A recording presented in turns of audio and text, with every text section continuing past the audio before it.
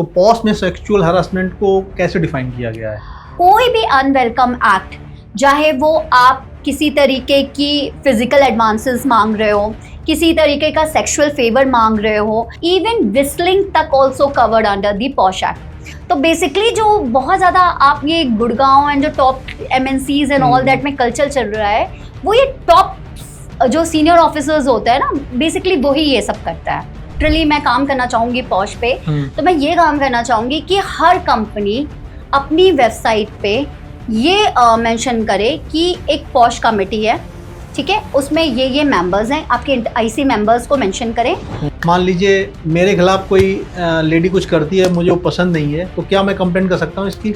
अगर आपके साथ ऐसा होता है तो आपके पास रेमेडी है कि आप सिर्फ HR को अपने कंप्लेन कर सकते हो, बट आप पॉश का यूज़ नहीं कर सकते कि आप किस केस के अंडर कंप्लेन कर सकते हैं। कोई भी एक्ट है जो आपको अनवेलकम लगता है, अनकंसेंशुअल लगता है, जिसके लिए आपने कंसेंट नहीं दी है, और अगर वो एक्ट आपके साथ हो रहा है तो आप अपने इंटरनल कमेटी में कंप्लेन कर सकती हैं। बट क्योंकि ये पॉश एक्ट एक चीज़ में बहुत अच्छा है, that is a time limit. तो जब हम लोग वर्क फ्रॉम होम करते हैं उस समय का ये पॉश एप्लीकेबल होता है? पॉश आपके कंप्यूटर पे भी एप्लीकेबल है, पॉश आपके मोबाइल पे भी एप्लीकेबल है। If you are working from the home तो POSH is applicable now online also. आप इसमें सोचोगे कि हमने कंप्लेन की है और रिस्पोंडेंट को जेल हो जाए, तो वो यहाँ नहीं होगी, ठीक है। It's just a civil remedy. इसमें आपको कंपेंसेशन मिल सकता है, इसमें उस पर्सन की जॉब जा सकती है जो आपको परेशान कर रहा है, बट इसमें कोई पनिशमेंट नहीं है। नमस्कार दोस्तों, मैं हूं पुनीत कुमार त्रिवेदी, आपका दोस्त और होस्ट। जैसा कि आप जानते हैं, हम हर वीक किसी एक गेस्ट को इनवाइट करते हैं अपने चैनल पे, उससे ढेर सारी बातें करते हैं, जानते हैं उसकी ज़िंदगी के बारे में कि उसने कैसे स्टार्ट किया अपना करियर और किन किन स्ट्रगल्स को फेस करते हुए वो आज इस मुकाम पर पहुंचे हैं। तो आज हम जिन गेस्ट को आपसे मिलवाने जा रहे हैं वो है काफ़ी स्पेशल। ये है एक एडवोकेट आस्था मिश्रा जी। करीब 10 साल से ये प्रैक्टिस कर रही हैं और ये सर्टिफाइड पॉश ट्रेनर हैं। Posh POSH, prevention of sexual harassment at work place. तो इसके बारे में मैडम आपको और आगे बताएंगी। इसके अलावा ये नेशनल लीगल एडवाइजर है, human right council of India and international human rights and crime control organisation. तो बहुत अच्छा खासा एक्सपीरियंस है मैडम को। Thank you so much sir. तो सबसे पहले आप अपने बारे में बताइए कि आप कैसे इस फील्ड में आई और पिछले 10 सालों में आपने क्या क्या सीखा, और आज हमारे दर्शकों को आप क्या स्पेशल बताएंगी। तो चलिए शुरुआत करते हैं आपकी जर्नी से, कैसे आपने अपनी जर्नी स्टार्ट की लॉ की।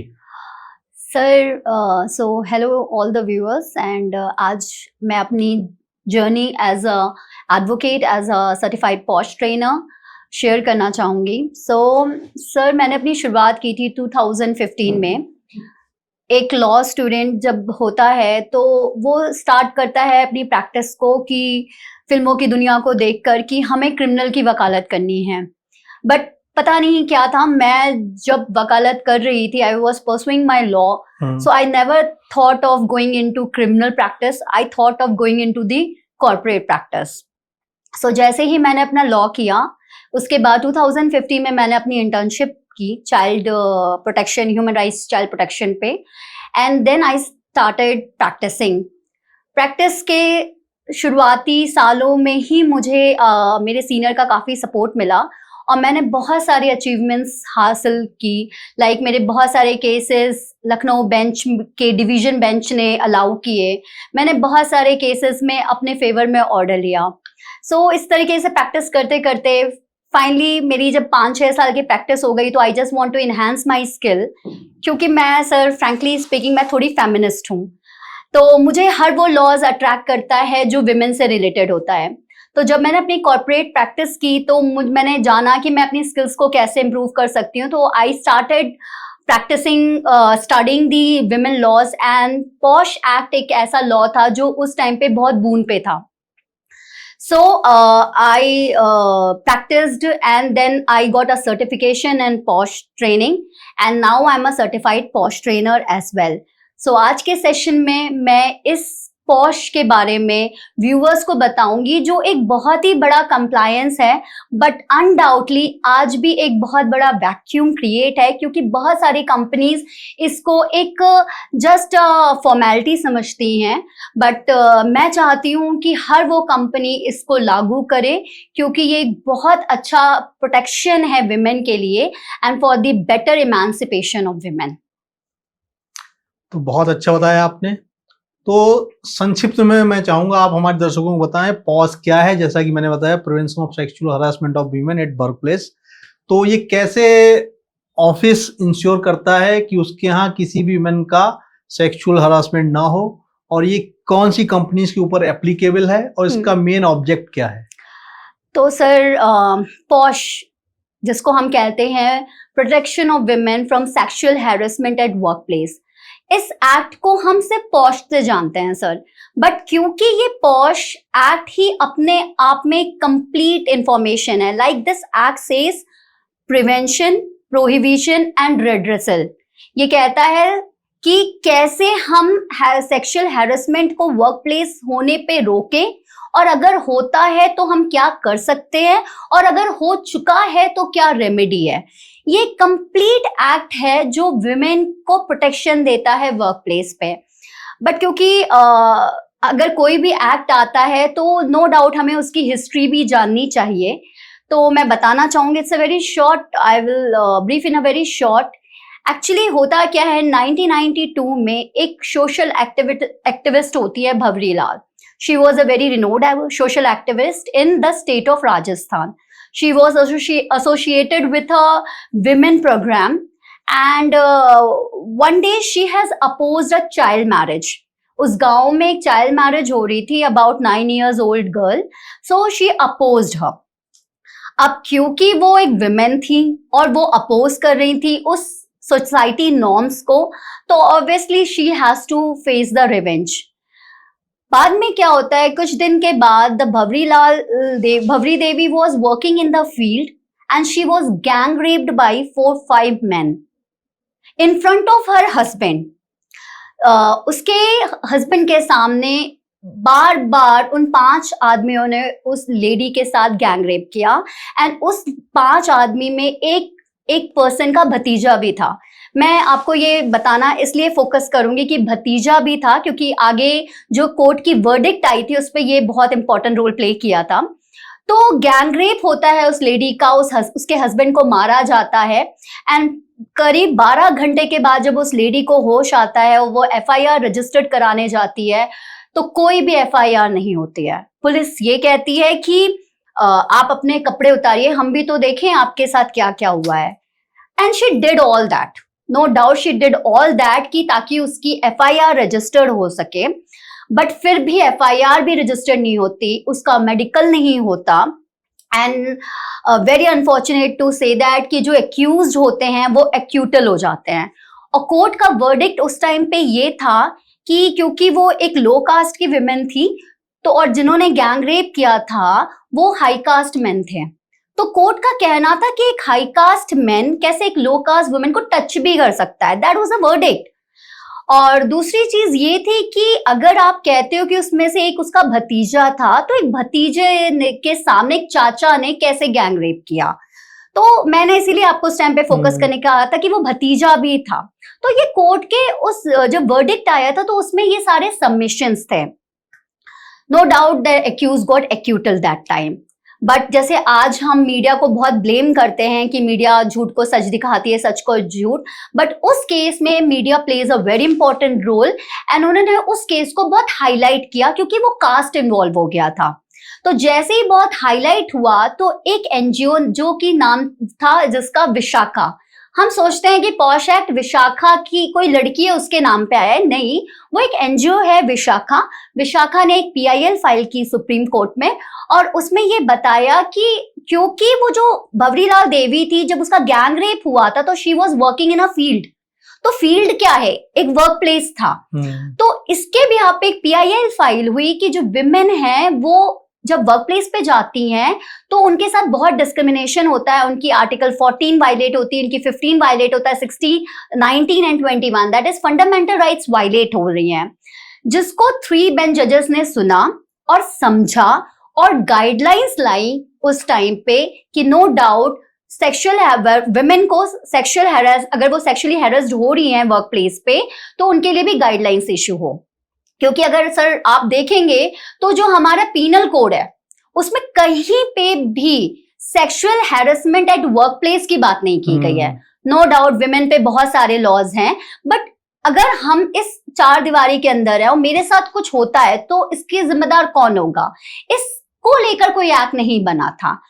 तो 1997 में Vishakha versus state of Rajasthan में सुप्रीम कोर्ट ने गाइडलाइंस लाई कि वर्क प्लेस पे कैसे अगर सेक्सुअल हैरेसमेंट होता है तो क्या क्या होना चाहिए। जिस गाइडलाइंस को देखते हुए हमारा ये एक्ट आया, that is a POSH, which is known as protection of women from sexual harassment at work place, prohibition and protection and redressal. तो ये सारी चीज कवर करता है ये एक्ट। ये 2013 में एक्ट आया था। जी, 2013 में आया। और तब से लेकर सर आज तक ये एक्ट एक ऐसा एक्ट है जहां पे कोई एज लिमिट नहीं है विमेन की, जो कहीं पे भी लिमिट नहीं है। ये कॉर्पोरेट में भी है, ये किसी प्राइवेट एंटरप्राइजेस में भी है, ये पब्लिक एंटरप्राइजेस में भी है, और ये आपके घर पे भी है। लोग कहते हैं कि अगर मान लीजिए जैसे मैं sir as a certified trainer, अगर मैं जब ट्रेनिंग देती हूँ तो मेरे पास जो सबसे बड़ा क्वेश्चन आता है वो ये आता है कि मैम आप एक बात बताइए, मेरी कंपनी में तो कोई भी फीमेल नहीं है, तो हम पॉश क्यों कंप्लाई करें।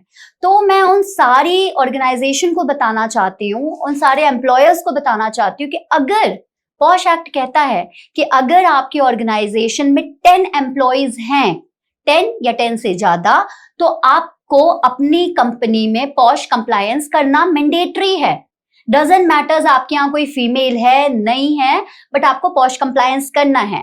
और अगर आपके 10 से कम है तो फिर आप वो दूसरे तरीके से डिस्ट्रिक्ट ऑफिसर के अंडर में आप पाएंगे, that is a local complaint committee. ठीक है, बहुत अच्छा आपने बताया, इसका जेनेसिस बताया, ये एक्ट कैसे आया, कैसे बना। विशाखा गाइडलाइंस को हम सब जानते हैं, 1993 का ये केस है, सुप्रीम कोर्ट में उसने विशाखा गाइडलाइंस जारी की थी।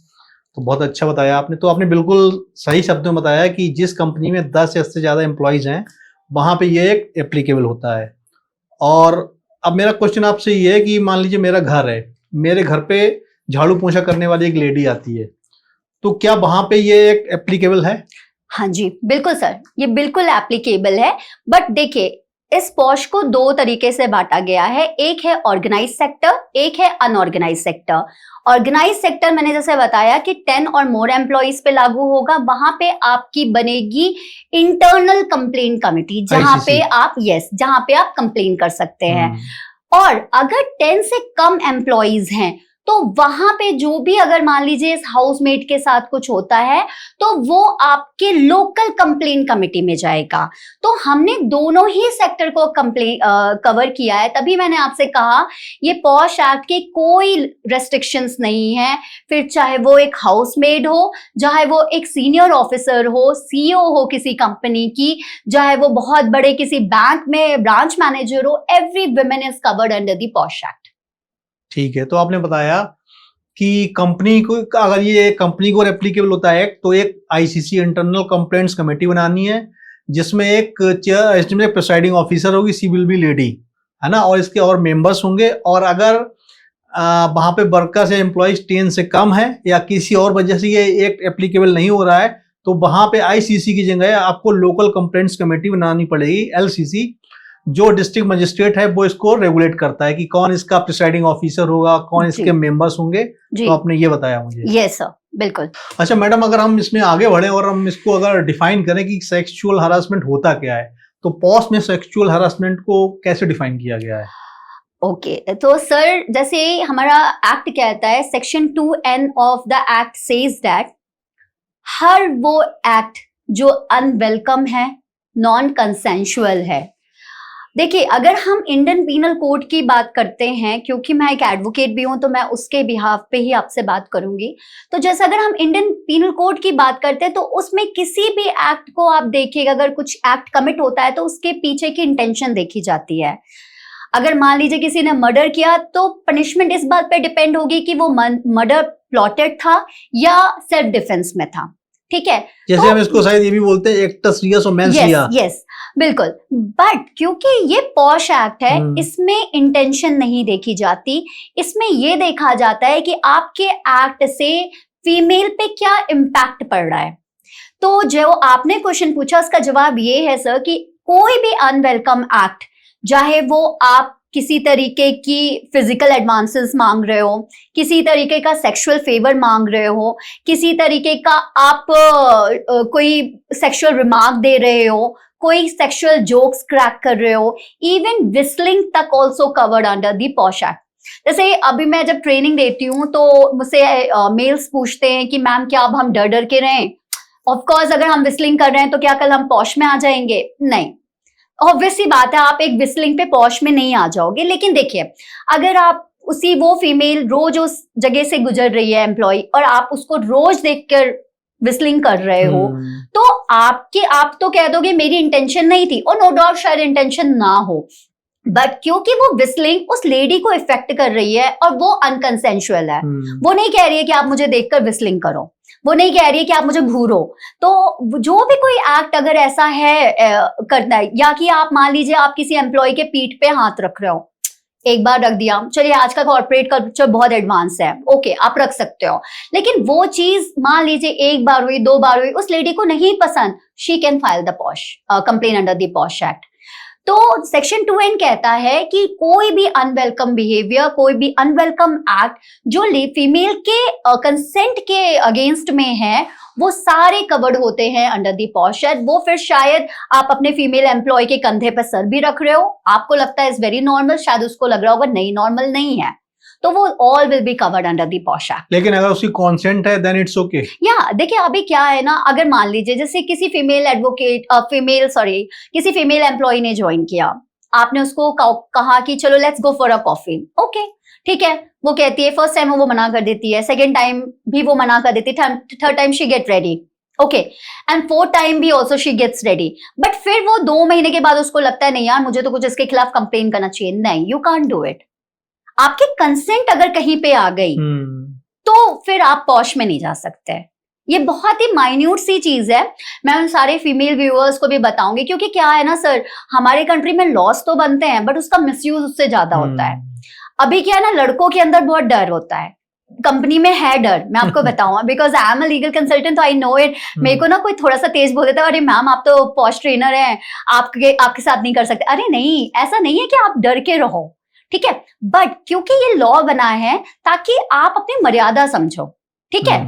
तो ये लॉ जो आया है सर, इट्स डेफिनेटली जो एक डेफिनेशन आई थी नो मीन्स नो, वो उसको बिल्कुल सस्टेन करता है कि यस, अगर लड़की कहती नहीं मुझे कॉफी पे नहीं जाना है तुम्हारे साथ, तो आप उसको प्रमोशन का धमकी देकर या आप उसको जॉब से निकालने की धमकी देकर नहीं कॉफी पे बुला सकते। Yes, this is the only posh act. ये लॉ जो है क्या दोनों लोगों के ऊपर एप्लीकेबल होता है, मैन वीमेन? मान लीजिए मेरे खिलाफ कोई लेडी कुछ करती है, मुझे वो पसंद नहीं है, तो क्या मैं कंप्लेंट कर सकता हूँ इसकी? सर ये it's a very general question which I always use to get from the man, क्योंकि जब मैं ट्रेनिंग्स लेती हूँ तो जो मैन रेशियो होता है वो मुझसे यही कहता है मैम व्हाट्स द नीड, हम क्यों लें ये सेशन, ये तो लड़कियों के लिए लॉ बना है, हम कहाँ कंप्लेन करें। तो ऑब्वियस सी बात है, अभी पॉश सिर्फ और सिर्फ विमेन के लिए है, कोई भी मैन पॉश के ऐसा नहीं है कि मैन के साथ हैरेसमेंट नहीं होता, ठीक है, लेकिन सर ये रेशियो बहुत कम है और इस चीज को हमें एक्सेप्ट करना चाहिए।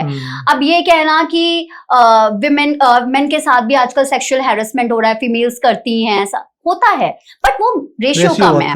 तो अगर आपके साथ ऐसा होता है तो आपके पास रेमेडी है कि आप सिर्फ एचआर को अपने कंप्लेन कर सकते हो, बट आप पॉश का यूज नहीं कर सकते।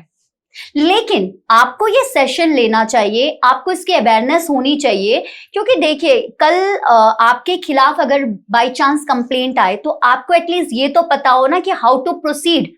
सिर्फ एक कंप्लेन करने से आप वो नहीं हो जाएंगे, कल्प्रिट नहीं हो सकता है, आपको उसमें बहुत सारी इंक्वायरी होगी, इन्वेस्टिगेशन होगा, देन यू विल बी, अगर आपने सीरियसली किया होगा तो आप कल्प्रिट हो, अदरवाइज नहीं। ऑब्वियसली बात है, तो आपको अपने डिफेंस के लिए भी इस लॉ को समझना चाहिए, but in reality no doubt POSH is just only applicable for the women. तो आप ये कह रही हो अभी वीमेन के लिए एप्लीकेबल है, लेकिन हो सकता है आने वाले टाइम में मेन को भी कवर कर दिया जाए, लेकिन अभी नहीं। अभी तो नहीं, बिल्कुल नहीं। अच्छा मैडम, ये एप्लीकेबल होता है किसी कंपनी के ऊपर, तो जिस कंपनी में 10 या से ज्यादा हैं एम्प्लॉइज काम कर रहे हैं, तो उस कंपनी को पॉश के अंतर्गत क्या क्या कंप्लायंसेस करने हैं? जैसे मैंने आपको बताया कि कोई भी company, posh is applicable on every government institution, every semi-government institution, every private institution, every sports, and even the place which is associated with the employment. Like, for example, मैं आपको ये बताऊंगी, जैसे आप किसी बस से ट्रेनिंग में जा रहे हो, किसी ऑफिस की मीटिंग में जा रहे हो, उस बस में ही हो आप, वो बस आपको प्रोवाइड की है आपके एम्प्लॉयर ने। उस बस में आपके साथ आपका सीनियर ऑफिसर कुछ गलत हरकत करता है, तो आप पॉश के अंदर कंप्लेन कर सकते हो। ये नहीं होगा कि नहीं, वो क्योंकि वो वर्क प्लेस से बाहर है तो आप कंप्लेन नहीं करोगे। Everything which is associated with the work place, this covers under the posh act. तो सारे गवर्नमेंट इंस्टीट्यूशंस हैं, सारे स्पोर्ट्स है, सब जगह पॉश एप्लीकेबल है आज की डेट में। Even your transportation also, this is defined under the section 2A or 2O of the act. That means workplace. Workplace में अगर आपको एक स्टूडियो मिल रहा है, वहां पे भी आपके साथ कुछ हो रहा है, तो you will file the complaint under the POSH Act. तो this is a very vast applicability, sir. तो एक तरीके से आपका कहने का मतलब है, अगर आपकी कंपनी के ऊपर पॉश एक्ट एप्लीकेबल हो रहा है, then you have to make a internal complaints committee ICC. Yes. तो उसमें कुछ जो है एक प्रिसाइडिंग ऑफिसर होगा, yes. और कुछ उसके मेंबर्स होंगे, है ना। और मैं आपको बता दूं, अभी इसमें रिसेंटली अमेंडमेंट आया है, इसकी जो एनुअल रिपोर्ट होती है उसमें उनको आप ये मेंशन करना है at the beginning of the year how much complaints are pending, and how much has been received, how much has been disposed of, and what are the closing balance. Yes, तो ये companies को mention करना अपनी annual report में। एक maternity benefit के साथ साथ एक ये भी था कंप्लायंस। हाँ, तो ये कंप्लायंस बढ़ गया है। मैंने इसीलिए कहा ना सर कि पॉश एक एक्ट नहीं है, इट्स अ कंप्लायंस, जो आपको अपने एनुअल रिपोर्ट में आपको दिखाना है कि आपने इसको कंप्लाई किया है। But unfortunately it's very disappointing to see that still the company is taking this POSH as just a formality and not following it. उस पे मेरा पर्सनल ये है कि हम पॉश में अमेंडमेंट करने से ज्यादा हम इस बात पे फोकस करें कि इसका ज्यादा से ज्यादा कंप्लायंस हो, इम्प्लीमेंटेशन ठीक से हो, उसका जो ऑब्जेक्टिव है वो अचीव हो जाएगा।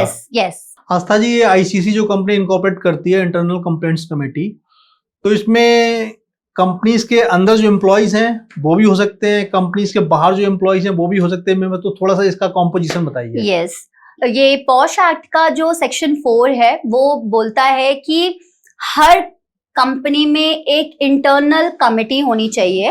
पहले इसको हम इंटरनल कंप्लेंट कमिटी कहते थे, but after the amendment act 2016 now it is known as internal committee.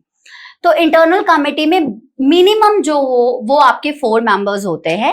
One is the chairperson, जो कि सीनियर ऑफिसर होती है, विमेन ही होगी with in the company. Yes, with in the company. ऐसा होता है, मान लीजिए आपकी कंपनी में कोई सीनियर ऑफिसर नहीं है, मान लीजिए कोई डायरेक्टर है, सीनियर ऑफिसर नहीं है, अब क्या करोगे आप? तो आप उनकी वाइफ को बनाओगे, या कोई और है जो उनसे भी हायर पोजीशन में हो, बट कोई विमेन जो हायर पोजीशन पे हो, और बट क्योंकि वो विमेन हो तो जो आपके प्रिसाइडिंग ऑफिसर होगा वो विमेन ही होगा।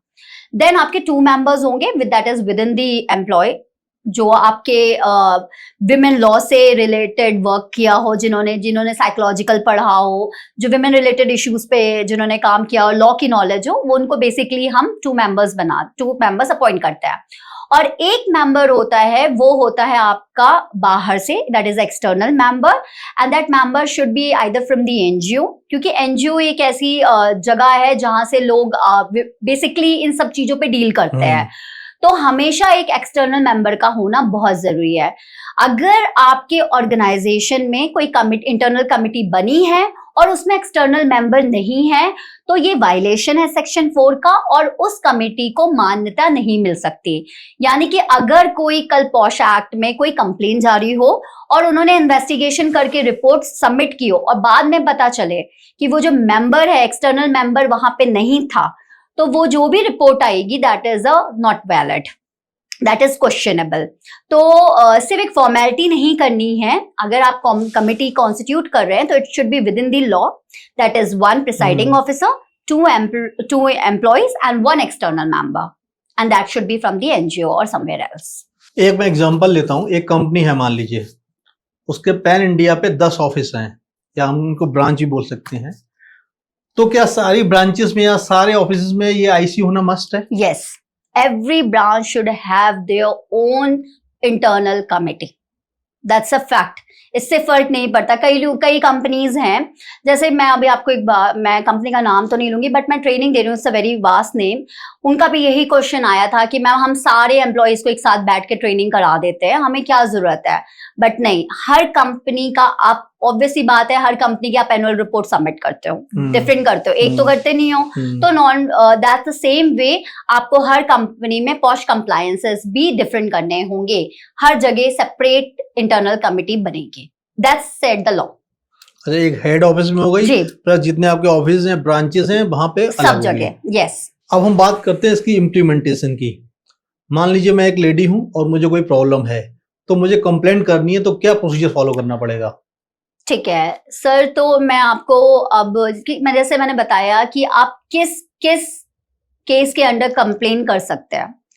तो सबसे पहले मैं फिर से बताऊंगी कि ऐसा कोई भी एक्ट है जो आपको अनवेलकम लगता है, अनकंसेंशुअल लगता है, जिसके लिए आपने कंसेंट नहीं दी है, और अगर वो एक्ट आपके साथ हो रहा है तो आप अपने इंटरनल कमिटी में कंप्लेन कर सकती हैं। बट क्योंकि ये पॉश एक्ट एक चीज में बहुत अच्छा है, that is a time limit. अच्छा, इसमें बहुत अच्छी फिक्स टाइम लिमिट है, जिस टाइम लिमिट के अंदर ही आपको काम करना है। फॉर एग्जाम्पल, जैसे मैं बताऊं, कोई एम्प्लॉय है जो मुझे रोज विस्लिंग कर रहा है, ठीक है, विस्लिंग कर रहा है, आज उसने मुझे 2024 में विस्लिंग की थी, अब मुझे 2025 में भी देख के, मतलब कंटिन्यूसली मुझे कर रहा है। अब अगर कभी कंटिन्यूसली इवेंट होता है तो जो लास्ट इवेंट हुआ है, फॉर एग्जाम्पल आज उसने लास्ट विस्लिंग की और आज मैंने मन बना लिया कि अब मुझे कंप्लेन करनी है, तो जो लास्ट होती है उससे 3 मंथ्स तक में आप कंप्लेन कर सकते हो। मैं ये बताना चाह रही हूँ कि जो भी इंसिडेंट आपके साथ हुआ है उसके 3 मंथ्स के अंदर आप कंप्लेन कर सकते हो to your internal committee, but that should be in writing. Orally complain करना, ये जाके कंप्लेन कमेटी को बता देना कि कोई फलाना है जिसने मुझे देखकर ऐसे किया या जो मुझे बहुत सेक्सुअली हैरेस कर रहा है, तो कोई भी कंप्लेन वो मान्य नहीं होगी। अगर आपको किसी भी तरीके का सेक्सुअली हैरेसमेंट हो रहा है तो आप विद इन 3 मंथ्स आप वो कंप्लेन करोगे, that should be in writing. तो पहला प्रोसीजर तो ये हुआ कि हमें कंप्लेन करनी है 3 मंथ्स के अंदर, और वो भी राइटिंग में। अब जैसे हम कंप्लेन कर देते हैं उसके यहाँ पे मेरा एक फर्स्ट क्वेश्चन है, मान लीजिए मुझे पढ़ना लिखना नहीं आता है, यस, अब मैं कैसे लिख के दूं आपको? आप किसी अगर मैं उसकी बात करूं आईसी की, तो ऑब्वियस ही बात है आप एक ऑर्गेनाइजेशन में काम कर रहे हैं, इतना तो पढ़ना आएगा। मान लीजिए सफाई, यस, बट वहां पे फिर आपकी लोकल कंप्लेन कमेटी भी आपको असिस्ट करेगी। अच्छा, ये उनका काम है। जैसे एग्जाम्पल, कभी कभी क्या होता है सर, बहुत ही गंदा इवेंट होता है, मैं तो आपको सिर्फ एक विस्लिंग, एक छोटी सी बात बता रही हूँ। कभी कभी इतना सेक्सुअली हैरेस होता है और लड़कियां वो जॉब नहीं छोड़ सकती क्योंकि she is sole bread owner, या वो उनकी मजबूरी है कि वो इस जॉब को नहीं छोड़ सकती है, बट वो इतनी सेक्सुअल हैरेस हो जाती है, इतना इम्पैक्ट होता है कि वो ये हिम्मत नहीं जुटा पाती कि वो स्टेप लें। अब वो क्या करेंगे? तो भाई उस टाइम पे आप लिख नहीं पाओगे, आप बता नहीं पाओगे, then you will proceed to the IC. IC has to assist you, और वहां पे आपको लोकल कंप्लेंट कमेटी असिस्ट करेगी। अगर आप लिख नहीं पा रहे हो, बट वो आपको असिस्ट करेगी, लेकिन लिख के देना है आपको, आपकी राइटिंग में, और वो चीज जाएगी और आपके सिग्नेचर के साथ जाएगी, या थंब इम्प्रेशन। यस, या थंब इम्प्रेस। आपको दोनों में से कुछ एक करके ही देना पड़ेगा। ये ओरल कोई भी कंप्लेन यहाँ पे एंटरटेन नहीं होती है। तो जैसे हम कंप्लेन करते हैं उसके 7 डेज के अंदर आईसी रिस्पोंडेंट को, जिसके खिलाफ कंप्लेन होती है, उसको बताती है कि आपके खिलाफ इस पर्सन ने कंप्लेन की है। उसको 10 डेज का टाइम देती है कि 10 डेज के अंदर आपको अपना इसमें रिप्लाई देना है। उस 10 डेज के अंदर उसका रिप्लाई आता है। उसके बाद आईसी कंप्लेनेंट से पूछती है, मान लीजिए जैसे सिर्फ घूरना है या विस्लिंग करना है या छोटी मोटी चीजें, अगर उस पे चाहे कंप्लेनेंट कि ठीक है आप इसको समझा दीजिए और मैटर रफा दफा करिए, तो सेटलमेंट का चांस दोनों को देती है। बट कंप्लेनेंट अगर चाहेगी तो ही सेटलमेंट होगा। अच्छा, यहाँ पे रिस्पोंडेंट का कोई मतलब नहीं है। आईसी पूछेगी कि क्या आपको इस पे कंसाइल करना है, कंप्लेनेंट कहेगी ठीक है आप इसको माफ करके इसको एक वार्निंग दे के छोड़ दीजिए, मैं ओके हूं। तो फिर क्या होता है, उस टाइम पे चीजें कंसाइल होके खत्म हो जाती हैं। ये इंक्वायरी रिपोर्ट सबमिट होने से पहले का स्टेज है। अगर मान लीजिए जो इंसिडेंट है वो बहुत ग्रेव है और कंप्लेनेंट नहीं चाहती कि इस पे कोई सेटलमेंट हो, तो जो इनको आपकी कंप्लेन कमेटी होगी वो इंक्वायरी स्टार्ट कर देगी। इंक्वायरी सेक्शन 11 में स्टार्ट किया उसने। उस टाइम पे मैं आपको बताना चाहती हूँ कि जो हमारी कंप्लेन कमेटी होती है, they have the same power as of the civil court. अच्छा, उसके पास बिल्कुल सेम पावर होती है। वो किसी को भी बुला सकती है एग्जामिन करने के लिए, किसी से भी कोई डॉक्यूमेंट मांग सकती है, कोई भी एविडेंसेस कलेक्ट कर सकती है, उसके पास सारे पावर्स हैं उस टाइम पे। ठीक है, तो जैसे ही हुआ आपने कंप्लेंट की 3 महीने के अंदर, उसके बाद वो 10 डेज का पूरा टाइम आया रिस्पोंडेंट को रिप्लाई देने के लिए। उसके बाद कंप्लेंट करने के ठीक एग्जैक्ट 90 डेज के अंदर कंप्लेन कमेटी को अपनी रिपोर्ट सबमिट करनी होती है। ठीक एग्जैक्ट 90 डेज जाएगी, ये जाती है एम्प्लॉयर को। यस, 90 डेज के अंदर उसने रिपोर्ट दी। 90 डेज अगर उसको लगता है आफ्टर इन्वेस्टिगेशन कि यस हुआ है, असॉल्ट सेक्सुअल हैरेसमेंट हुआ है, तो वो प्रूवन गिल्टी कर देती है। और अगर लगता है कि नहीं हुआ है तो नॉट प्रूवन कर देती है। और ये रिपोर्ट वो भेजती है एम्प्लॉयर को। एंड जैसे ही रिपोर्ट आती है उसके 60 डेज के अंदर एम्प्लॉयर को भी एक्शन लेना होता है। ये बाउंड है, time limit is very bound. तो उस पूरे 60 डेज के अंदर अब एम्प्लॉयर के पास टाइम है कि आप एक्शन लीजिए, आप उसको नौकरी से निकाल दीजिए, आप उसको टर्मिनेट कर दीजिए। अच्छा, मैं सर यहाँ पे एक छोटी सी अपनी एक्सपीरियंस शेयर करूंगी। जैसे लोगों का व्यू होता है, अरे ठीक है ना, प्राइवेट नौकरी निकाल देंगे तो क्या फर्क पड़ेगा। क्योंकि ये देखिए, अगर गवर्नमेंट ऑर्गेनाइजेशन की आप बात करोगे ना, तो फिर तो आपका करियर चौपट है। ठीक है, अभी मैं एक रीसेंट केस बताना चाहूंगी, वो 17 जुलाई 2025 का ही है, दिल्ली हाई कोर्ट का। उसमें एक assistant professor university of Delhi को sexually harassment at work place पे चार्ज किया गया है। And he was just sharing the messages, sexually message over the Facebook and the WhatsApp. ठीक है, तो क्योंकि वो एक गवर्नमेंट एम्प्लॉय है, हिज सर्विसेज गॉट टर्मिनेटेड।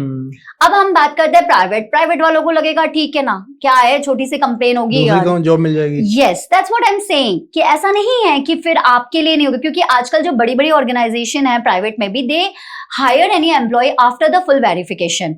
तो ये आपके करियर के लिए बहुत गंदा है।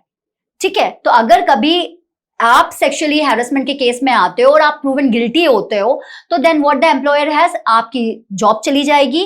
फिर कंपेंसेशन का भी इसमें प्रोविजन है कि अगर मान लीजिए मेडिकल एक्सपेंसेस आता है कंप्लेनेंट का, उस पर खर्चा होता है, और स्टेटस देखकर रिस्पोंडेंट का सारी चीजें डिटरमाइन करके कंप्लेनेंट को कंपेंसेशन भी दिया जाता है।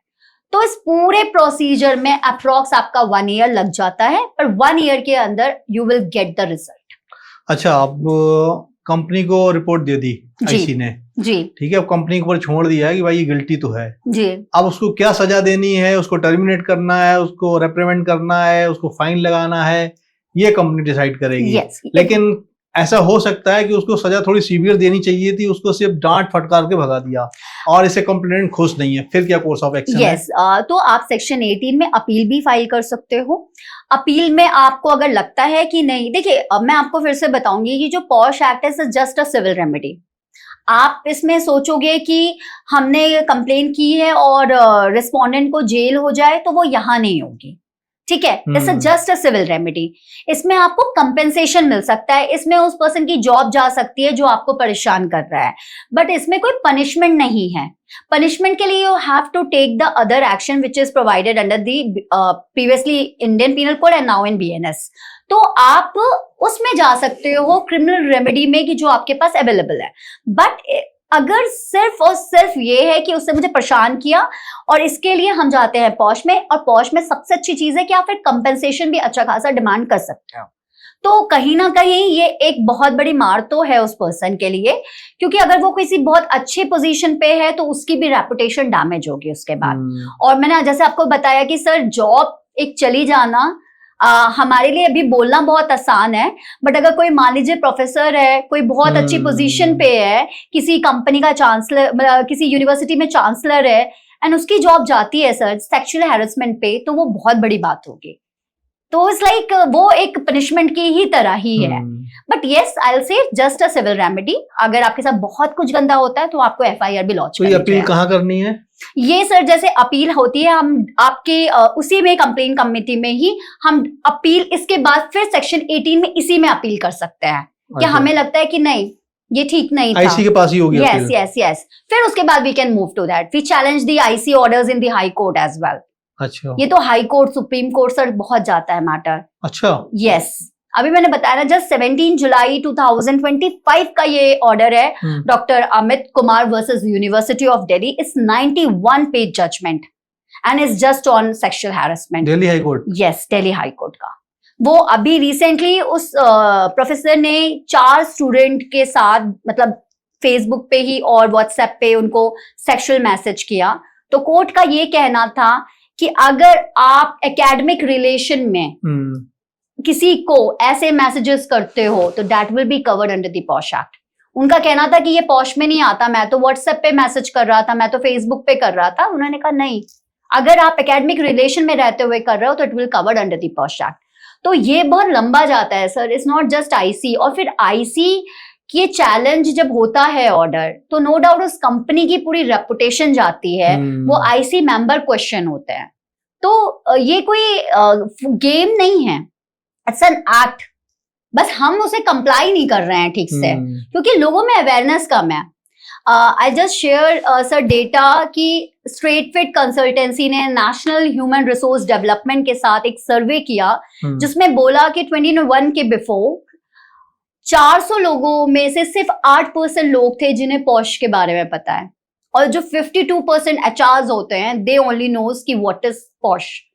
तो अभी भी अवेयरनेस है ही नहीं, बिल्कुल भी नहीं है।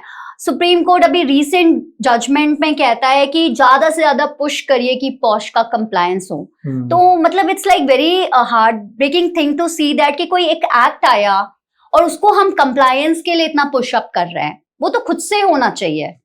तो this is the actual scene behind कि कोई लॉ बना है। तो अच्छा, इसमें जब कोई लेडी कंप्लेंट करती होगी तो उसकी भी रेपुटेशन एट रिस्क होगी, क्यों? उसको भी लोग जान जाएंगे भाई इसने कंप्लेंट किया। तो मेरा क्वेश्चन ये है कि इसमें सेक्रेसी होती है कि उस लेडी की जो है आइडेंटिटी गुप्त रखी जाती है, और दूसरा इसमें ये है कि जो है इसका निपटारा जनरली जो है कितने टाइम में हो जाता है?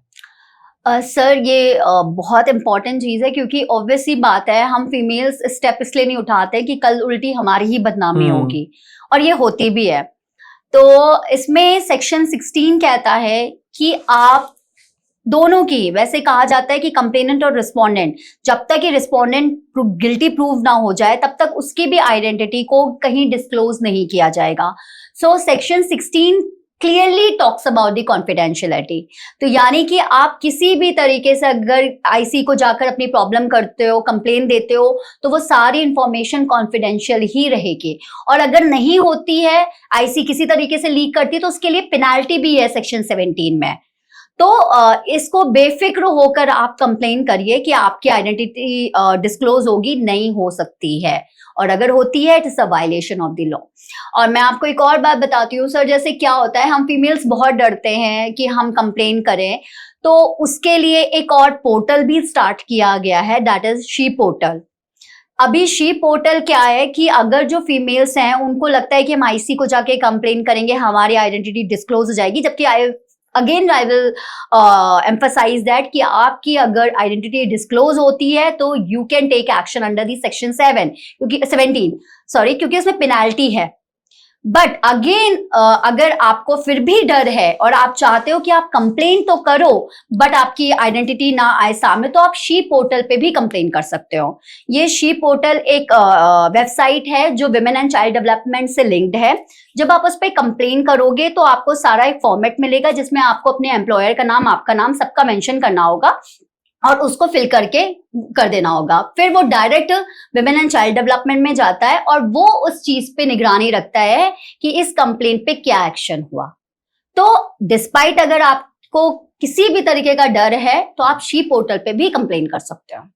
और दूसरा मेरा क्वेश्चन ये था, लगभग कितना टाइम लगता है पूरा इस प्रोसेस में? मैंने आपको बताया ना सर, जैसे कि हम जब कंप्लेन करते हैं उसके 3 मंथ्स 90 डेज आपको 3 मंथ्स के अंदर कंप्लेन करना है। जो भी इंसिडेंट हुआ, आज मेरे साथ इंसिडेंट हुआ, आज से लेकर 3 मंथ्स का टाइम आप कर सकते हैं। अब ऐसा नहीं कि इंसिडेंट 22 में हो रहा है और आपको 25 में, ये आज आपने मेरा पॉडकास्ट देखा और कल जाके आपने कंप्लेन कर दिया, ऐसा नहीं। अगर आपके साथ कुछ इंसिडेंट होता है उसके विद इन 3 मंथ्स के, टाइम लिमिट को बहुत ध्यान रखिएगा कि विद इन 3 मंथ्स आपको कंप्लेन करनी है। उस 3 मंथ्स के बाद का 90 डेज टाइम लेगी आईसी फॉर इंक्वायरी एंड उस 90 डेज के बाद वो अपनी रिपोर्ट सबमिट करती है एम्प्लॉयर को और एम्प्लॉयर को आफ्टर द रिपोर्ट 60 डेज के अंदर एक्शन लेना पड़ेगा। तो ये पूरा टोटल टाइम है। अगर मैं हार्डली कहूं तो ऑब्वियस सी बात है 1 ईयर तो लग जाएंगे। तो ये 1 ईयर तो लग गया इंटरनल प्रोसेस में। Yes. अगर ये मैटर चला जाता है हाई कोर्ट, सुप्रीम कोर्ट तक, तो आपका प्रैक्टिकल एक्सपीरियंस क्या कहता है, वहां पे लगभग कितना टाइम लग सर जाता वहां है? का तो, क्योंकि आप खुद एडवोकेट है सर, मैं आप भी जानते हैं, हम हाई कोर्ट और सुप्रीम कोर्ट के लिए कुछ नहीं कह सकते हैं कि वहां कितना टाइम लगेगा।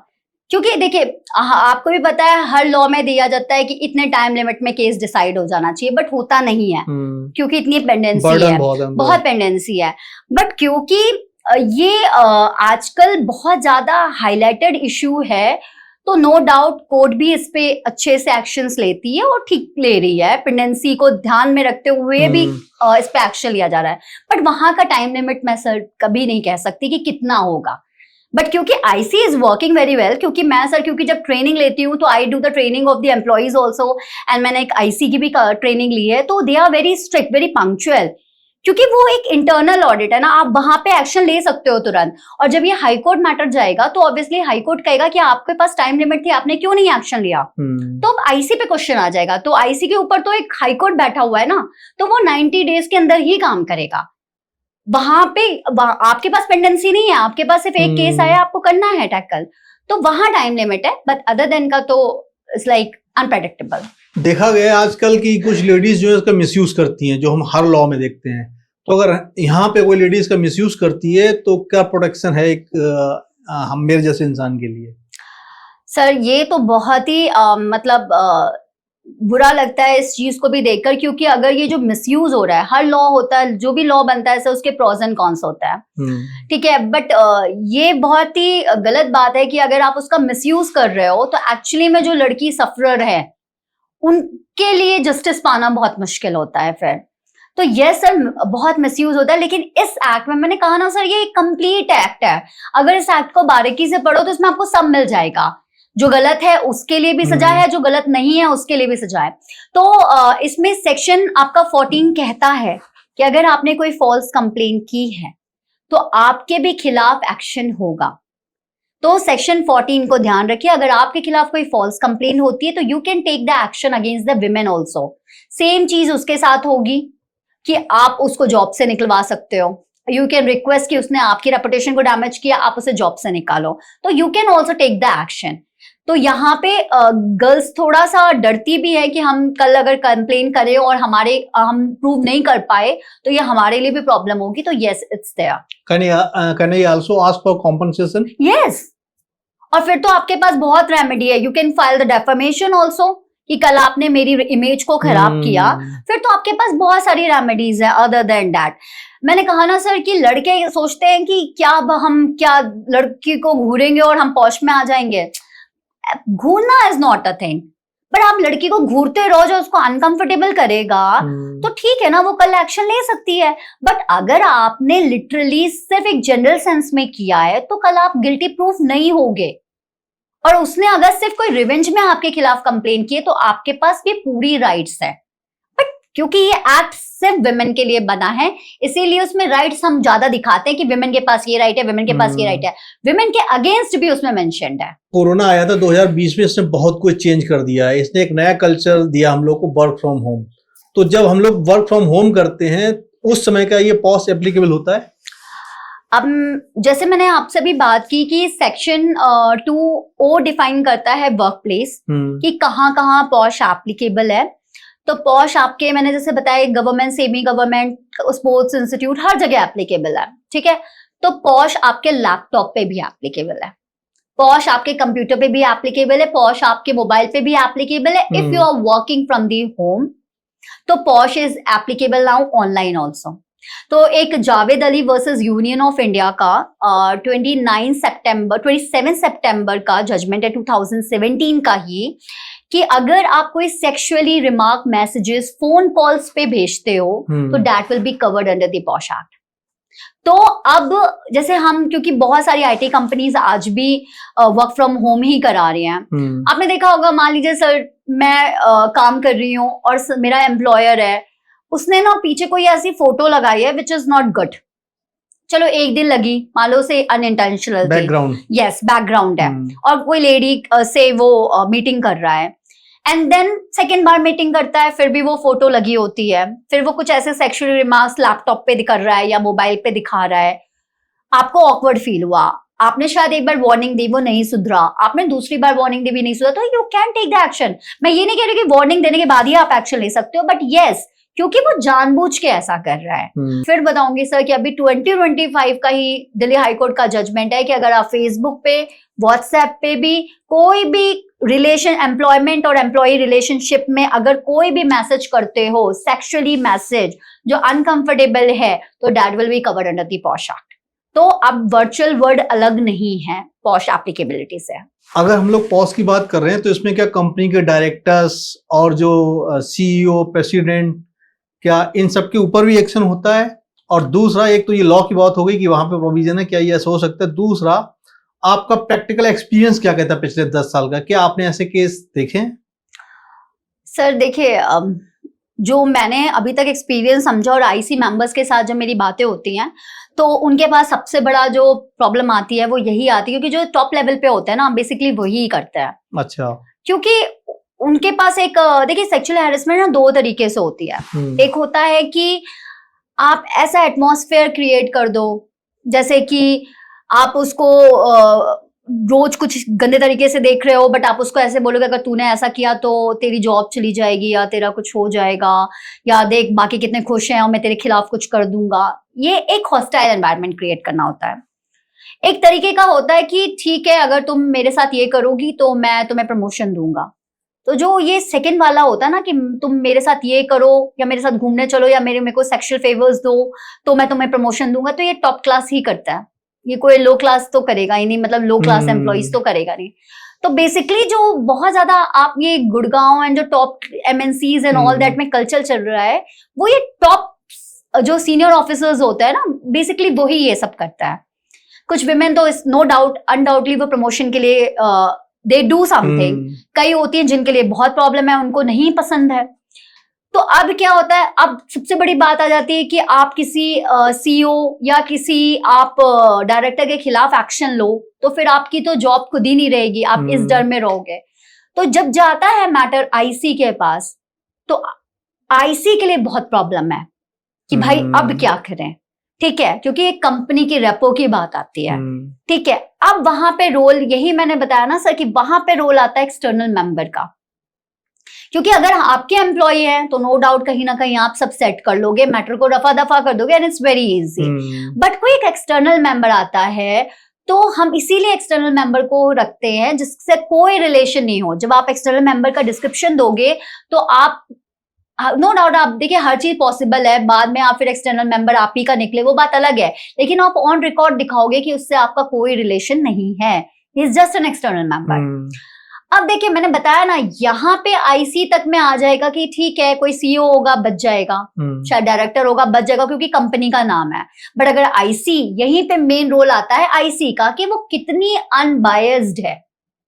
फिर आपके पास ऑप्शन है ना। देखिए सर, ऐसा तो है नहीं कि सिर्फ आईसी अगर आपके खिलाफ एक्शन नहीं लेती तो आपके पास फिर कोई और रेमेडी नहीं है। You can challenge the order also. आपको लगता है कि गलत हुआ है आप आपके जो साथ, लोकल कमेटी में भी जा सकते हैं, local complaints committee. Yes yes yes, वो एक डिफरेंट चोर्स है कि आपको अपने हाउस होल्ड के मेड्स के को कहाँ जाना है, क्या करना है। लेकिन देखिए, मैं ये जानती हूँ पॉश ना कॉर्पोरेट सेक्टर में तो लोग अवेयर भी हो रहे हैं, बट लोकल सेक्टर में आज बहुत कम अवेयरनेस है। हाउस होल्ड मेड को पता ही नहीं है क्या है, ठीक है। तो बात है कि आप एक्शन लेना, डायरेक्टर है कि सीईओ है, इससे क्या फर्क पड़ता है अगर लड़की चाहे तो। ऑब्वियसली बात है, फिर वो कोई भी हो। अगर आज आपको लगता है कि आपने कंप्लेन किया, आईसी ने कोई आपके अगेंस्ट में फाइंडिंग्स दे दी और आपको लगता है कि आपके साथ हुआ है, तो यू कैन टेक मतलब मैटर टू द अपील। अगर अपील में भी कुछ नहीं होता तो you can take the matter to the high court, supreme court, फिर सारे कोर्ट आपके लिए ओपन है। बट ये देखकर कि वो सिर्फ डायरेक्टर है या सीईओ है कंपनी का, don't take your steps back. अच्छा, इस समय कंप्लेंट जब हो जाती है तो वो जो लेडी है उसकी जॉब का क्या होता है? क्या उसको कहीं ट्रांसफर कर देते हैं, या जो क्या कहते हैं जिसके अगेंस्ट कंप्लेंट हुई रिस्पोंडेंट है उसको कहीं ट्रांसफर कर देते हैं? कैसे उसको हैंडल करते हैं? देखिए सर, सेक्शन 12 जो कहता है वो आपको इंटरिम रिलीफ, एक इसमें प्रोविजन है इंटरिम रिलीफ का। अगर चाहे तो फीमेल इस टाइम पे अपना वर्क फ्रॉम होम ले सकती है, इस टाइम पे लीव ले सकती है, और इस टाइम पे अपनी जॉब को कहीं और ब्रांच में ट्रांसफर करवा सकती है। ये उसके पास पूरी रेमेडी है। अच्छा, हाँ। और आईसी को उसके सिचुएशन को देखते हुए कि अगर मान लीजिए बहुत ग्रेव सिचुएशन है, लड़की के साथ बहुत ज्यादा असॉल्ट हुआ है, बहुत मेंटली वो हैरेस्ड है, तो आप उसे लीव दो। अगर आपको लगता है कि छोटी मोटी दोनों के बीच में प्रॉब्लम्स आई हैं, आप उसको ट्रांसफर कर दो। मतलब this are the interim relief during the pendency of the case, तो they IC can give to them.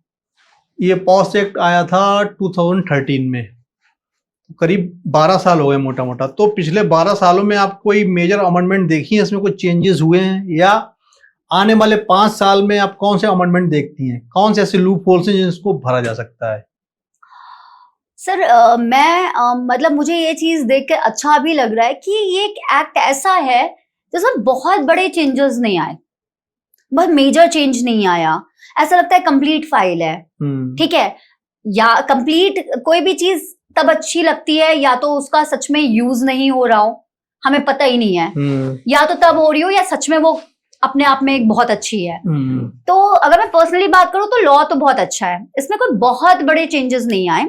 अभी 2024 में बिल सबमिट हो गया है राज्यसभा में, उसमें ये कहा गया है कि ये जो 3 महीने का टाइम पीरियड हमने दिया है, इसको बढ़ा के पूरा 1 साल कर दिया जाए। अच्छा, ये अभी राज्यसभा में आया है, तो कोई बहुत बड़ा मेजर चेंज नहीं है। और आने वाले टाइम पे सबसे जो मुझे लगता है कि ज्यादा से ज्यादा होगा वो फिर मेल के लिए भी हो जाएगा कि sexual harassment of man at work place, जो भी हम लोग बात कर रहे हैं। यस, ये हो सकता है, लेकिन ये मुझे इंडिया में मतलब लगता नहीं है कि एप्लीकेबल होगा, क्योंकि नो डाउट विमेन, और पता नहीं क्यों हम आज इतना डर रहे हैं। विमेन तो कितने दिन से सर डर डर के काम करती थी। हाँ, आज ऐसे लॉज आए हैं तो फैमिली सोचती है कि चलो ठीक है, हमारी लड़कियां सेफ हैं, काम करने जाने दे रही है।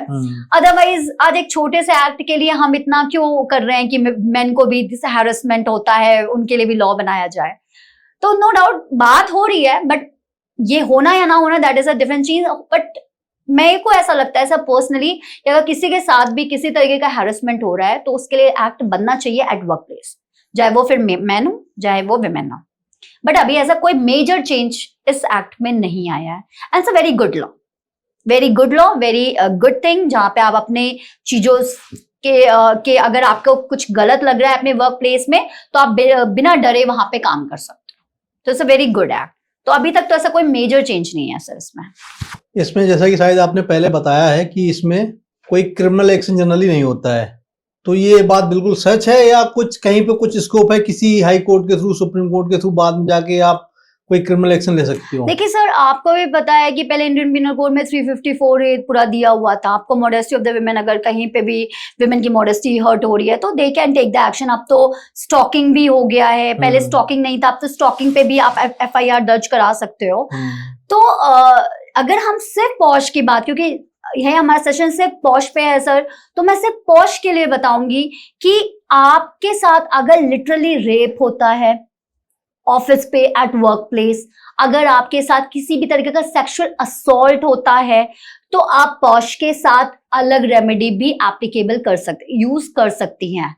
ये नहीं कि सिर्फ पॉश में, लेकिन क्योंकि वो वर्क प्लेस पे हुआ है, उसके लिए एक एक्ट बना है और उस पे आपको एक्शन लेना ही चाहिए, तो that is a different thing. But it all depends कि जो आपके साथ इंसिडेंट हुआ है वो कितना ग्रेव है। ये तो फिर पूरा प्लेटफॉर्म ओपन है सर, फिर तो आपके लिए पूरा BNS है। आप वहां पे जाके अपनी FIR दर्ज कराइए, आप अपने एक्शंस लीजिए। बट अगर आप सिर्फ पॉश में बात करेंगे तो मैं फिर कहूंगी सर, सिविल रेमेडी ओनली, जहां पे सिर्फ और सिर्फ आपको आपके इंसिडेंट के लिए कंपेंसेट किया जाएगा। बट हर इंसान पे इसका क्या इफेक्ट होता है ये बाद में पता चलता है। मान लीजिए कि किसी CEO को हटाया जाता है, और फिर मैंने वही कहा कि अगर CEO को हटाया जाए इस बेसिस पे कि वो सेक्सुअली हैरेसमेंट केस में गिल्टी प्रूव हुआ है, तो ये उसके रेपुटेशन को जिंदगी भर डैमेज करेगा।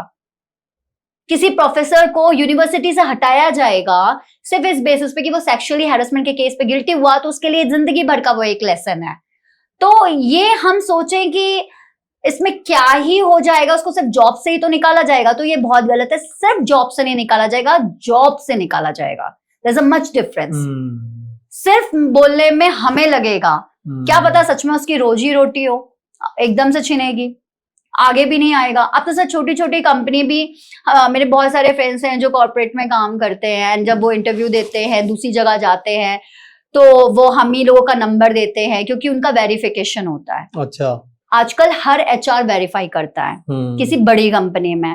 तो ये सारी चीजें आपके आगे फ्यूचर के लिए है।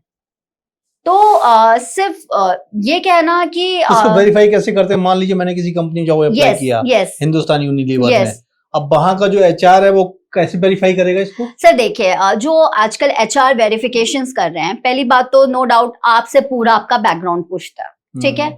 आपने किस कंपनी में काम किया? सर जैसे देखिए, अगर हम बात करते हैं किसी लीगल पोस्ट के लिए, तो मैं एक्सपीरियंस अपना बता रही हूँ। जैसे अगर आप लीगल पोस्ट के लिए काम कर रहे हो, आप किसको रिपोर्ट कर रहे हो?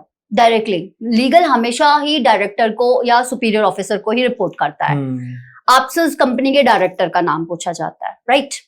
डायरेक्टर का नाम किसी भी कंपनी का मिलना 2 मिनट का काम है। आप पोर्टल पे जाओ, MCA की साइट पे, आप डायरेक्टर का नाम ढूंढो, आप उस कंपनी को कॉल करो और एक मेल कर दो उस कंपनी के डायरेक्टर को कि दिस इज एन एम्प्लॉय, ये हमारी ऑर्गेनाइजेशन में आया था और ऐसा ऐसा है, हमें इस पे कुछ डाउट है। अगर लिटरली उस कंपनी में उसने कुछ किया होगा तो आपको डेटा मिलना कोई बहुत बड़ी बात नहीं है। अच्छा, ऑब्वियस सी बात है सर। देखिए, मैं छोटी कंपनीज की बात नहीं कर रही हूँ। आप 25-30,000 की जॉब पे जा रहे हो, कोई बहुत बड़ी बात नहीं, आप इसको छोड़ो, कल चले जाओ वहां के HR को भी इतना कुछ नहीं करना। बट जो टॉप, आप जैसे बात कर रहे हो हिंदुस्तान टाइम, आप इतनी बड़ी कंपनी में जाओगे तो आपका वेरिफिकेशन ना हो, ऐसा कैसे हो सकता है? फिर हम अपनी पास हिस्ट्री भी तो देखेंगे। आपको एक सर्टिफिकेट भी तो देना है, आपका एक्सपीरियंस सर्टिफिकेट भी तो सबमिट करोगे। आप जिस कंपनी से निकल रहे हो, आपने अच्छा काम नहीं किया होगा, वो कंपनी आपको सर्टिफिकेट नहीं देगी, आप दूसरी कंपनी में कैसे जाओगे? अच्छा, वैसे कोई ऐसा वेबसाइट वगैरह नहीं है कि जिसपे पढ़ा रहा है ये लोग जो हैं इसमें पेनलाइज हुए हैं? सर पता है, अभी ये जो बात चल रही थी, और मेरा भी पर्सनली एक रिकमेंडेशन, अगर लिटरली मैं काम करना चाहूंगी पॉश पे, तो मैं ये काम करना चाहूंगी कि हर कंपनी अपनी वेबसाइट पे ये मेंशन करे कि एक पॉश कमेटी है, ठीक है, उसमें ये मेंबर्स हैं, आपके IC मेंबर्स को मेंशन करें। और अगर किसी भी एम्प्लॉइज को लगता है कि उनके साथ कुछ सेक्सुअली हैरेसमेंट हो रहा है, वो किसी भी इंटरनल कमेटी के मेंबर को मेल कर सकते हैं इन राइटिंग, ठीक है? आप मेल कर दीजिए, वो पूरा पोर्टल पे ही दिखे कि कितनी कंप्लेंट्स आई, कितनी हमने रिजॉल्व किया, और कौन कौन से, अगर वो कोई गिल्टी प्रूफ होता है तो उसकी कॉन्फिडेंशियलिटी आप ठीक है मेंटेन करना चाहते हो तो आप कर सकते हो, बट ठीक है, उसका पूरा बायोडाटा कि ये पर्सन दिस पोजीशन का XYZ इस पोस्ट का ही इज प्रूव गिल्टी। अगर कल कोई वेरिफिकेशन होगी तो हमें तुरंत पता चल जाएगा। तो ये जो एक साइट पे आप पूरा मेंशन करोगे, एक तो ट्रांसपेरेंसी होगी, और देखिए इससे बहुत फायदा ये भी होगा कि आपको भी पता है सर, ये जनरल फैक्ट है कि लड़कियां लड़कों से ज्यादा ही काम करती हैं. It's a true fact. No because मैं एडवोकेट हूँ, मैं फीमेल हूँ, मैं एडवोकेट हूँ, ऐसा नहीं है, लेकिन ये लड़कियां काम करती हैं क्योंकि वो बहुत दिल से काम करती हैं.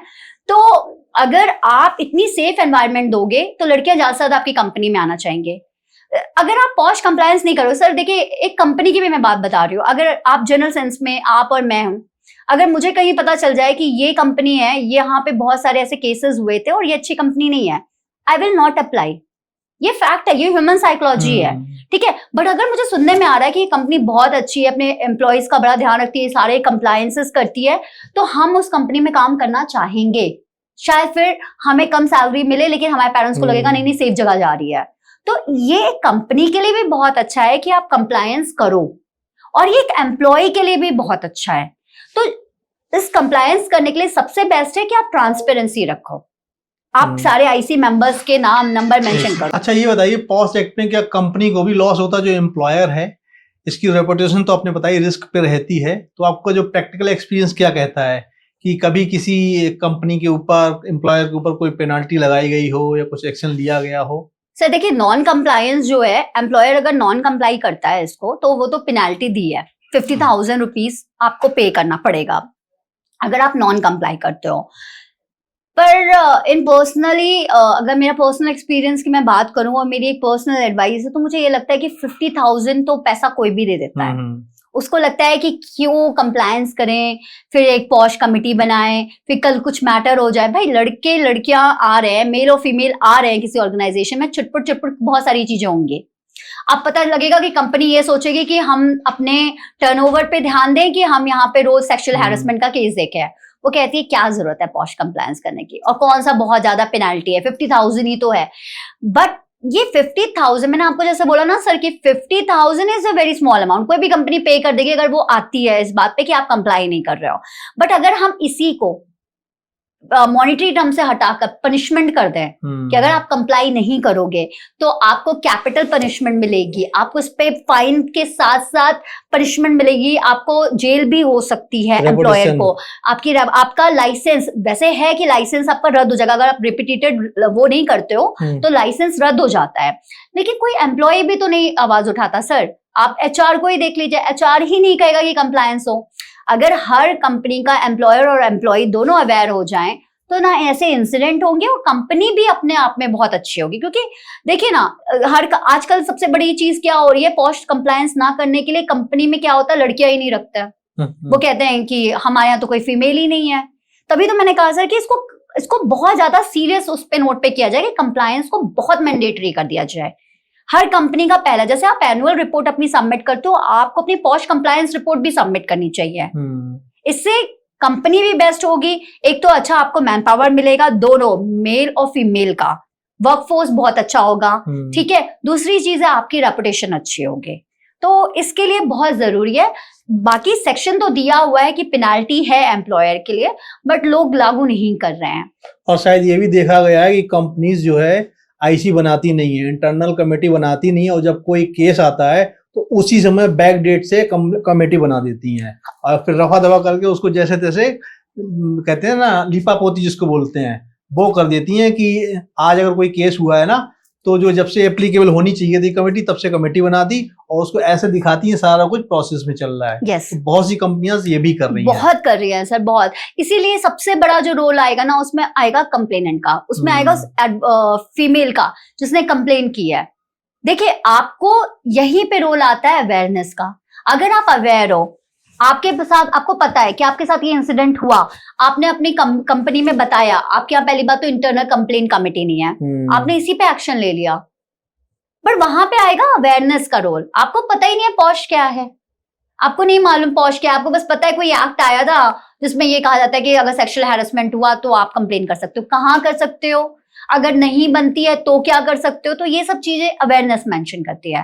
बट ये सर मैंने आपको बताया ना, हर कंपनी बहुत एक छोटे से एक्ट को पता नहीं क्यों इम्प्लीमेंट करने में इतना हेजिटेट हो रही है. उसका रीजन, साइकोलॉजिकल रीजन सर ये भी है ना, मैंने बताया ना कि वो अपने टर्नओवर पे ध्यान दे कि वो ये करे, उनको ये लगता है कि अपना बिजनेस बढ़ाना है वो. बट वही मैंने बताया ना कि अगर इस पे पनिशमेंट आ जाए, अगर सीरियसली इस पे बहुत स्ट्रिक्ट एक्शन आ जाए, अभी देखिएगा सारा कंप्लायंस होगा. तो ये है रोल. लॉ तो बन रहा है, इम्प्लीमेंटेशन नहीं हो रहा है, जिसपे अभी भी सुप्रीम कोर्ट को आज की डेट तक कहना पड़ रहा है कि भाई आप इसको ज्यादा से ज्यादा कंप्लायंस करो। आपने बीएनएस को तो नहीं कहा कंप्लाई करने के लिए, अभी तो आया था वो एक्ट। फिर पॉश को 2013 से लेकर 25 तक क्यों इतना पुश करना पड़ रहा है? इसलिए क्योंकि उसमें पेनाल्टी अच्छी नहीं है। 50,000 हर रात चलता हुआ इंसान दे दे तो एक कंपनी को क्या दिक्कत है? 50,000 तो वो तुरंत दे देगा, ठीक है मत करो, ये है। तो आस्था जी, आपसे बात करते हुए बहुत मजा आ रहा है। हम ये चाहते हैं ये पॉडकास्ट ऐसा ही चलता रहे, हमारे दर्शक भी बहुत एंजॉय कर रहे हैं, मुझे उम्मीद है। लेकिन हमें टाइम को देखते हुए इसको वाइंड अप करना ही पड़ेगा। तो चलते चलते आप हमारे दर्शकों के लिए और प्लस जो एम्प्लॉयर हैं जिनको ये कंप्लायंस करना है, उनके लिए क्या मैसेज देना चाहेंगी? मैं बस एक ही मैसेज देना चाहूंगी कि किसी भी लॉ से डरे नहीं, उस लॉ की बारीकी को समझें कि वो लॉ क्यों आया, उसके क्या यूज है और उसको करके हमें क्या बेनिफिट मिलेगा। जब आप अपने पर्सनल बेनिफिट को कनेक्ट करोगे उस लॉ से, तो आपको समझ में आएगा कि हमारे लिए ये जो लॉ बन रहा है ये हमारी ही सुरक्षा के लिए है। तो हर एम्प्लॉयर, हर एम्प्लॉय को इस लॉ का यूज करना चाहिए और ज्यादा से ज्यादा कंप्लायंस करना चाहिए, ताकि विमेन फोर्स का इमेंसिपेशन हो सके हमारे वर्कफोर्स में। तो आस्था जी, आपका बहुत बहुत धन्यवाद, आपने टाइम निकाला, आप हमारे साथ पॉडकास्ट करने के लिए रेडी हुई, इतना कीमती समय है आपका। तो हम कोशिश करेंगे आगे भी आपको बुलाएं, और हमारे दर्शकों ने भी शायद बहुत एंजॉय किया होगा। तो दोस्तों, आपको ये पॉडकास्ट कैसा लगा आप हमें कमेंट करके जरूर बताइएगा। अगर मजा आया हो, एंजॉय किया हो इसको, तो लोगों के साथ शेयर कीजिए इसको। अगर अभी तक आपने हमारे चैनल को सब्सक्राइब नहीं किया है तो फटाफट सब्सक्राइब कर लीजिए। तो आपका दोस्त और होस्ट पुनीत कुमार त्रिवेदी अब आपसे विदा लेना चाहेगा। मिलते हैं नेक्स्ट पॉडकास्ट में। नमस्कार।